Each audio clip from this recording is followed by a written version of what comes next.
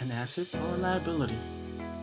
A question that needs answering before buying. Often, people get confused between assets and liabilities not because they don't know what they mean, but rather they don't know what they are.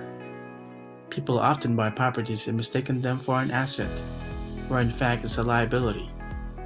There's nothing completely wrong with either one of them. Our objective is to help you spend your money wisely by understanding more what are the things considered assets and liabilities. When a person buys a piece of land with the very reason for acquiring an asset, but lets it sit there for an unknown period of time, it's not really an asset. It's nothing but a liability. Why? Because you're losing money. You might ask how? Because of the real property tax. You pay for it. So until you sell it, it's nothing but a liability to you. Now, is liability bad?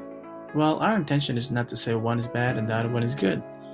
Our objective is to help you analyze and differentiate an asset from a liability.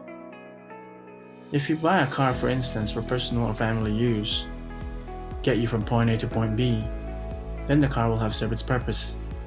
Is a car an asset to you, considering purpose or use, or simply a liability? Again, whichever answer you have in mind does not discredit its value and use. Either it's an asset or liability is totally not the point, as long as it serves its purpose for buying and acquiring it in the first place. If you're buying the car with the intention of making profit out of it but ends up for family or personal use, then it becomes a liability to you. It defeats your purpose. Why? Because a car needs maintenance, petrol, and insurance. This means expenditures. It means you're spending and losing money at the same time. So how do you turn this into an asset? Well, an asset is the one that puts money into your pocket. So I think by now you have an idea of what a liability is. If an asset puts money into your pocket, then a liability is something that takes away money out of your pocket.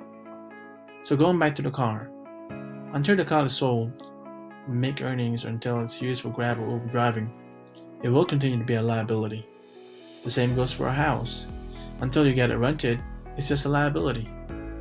But if you bought a house with the intention of living there, although it's a liability does not make it bad. It's one of the basic needs. So you see, there's nothing wrong with purchasing properties as long as they serve their purpose. So the next time you buy something, make sure you have completely thought about its use and purpose in your life.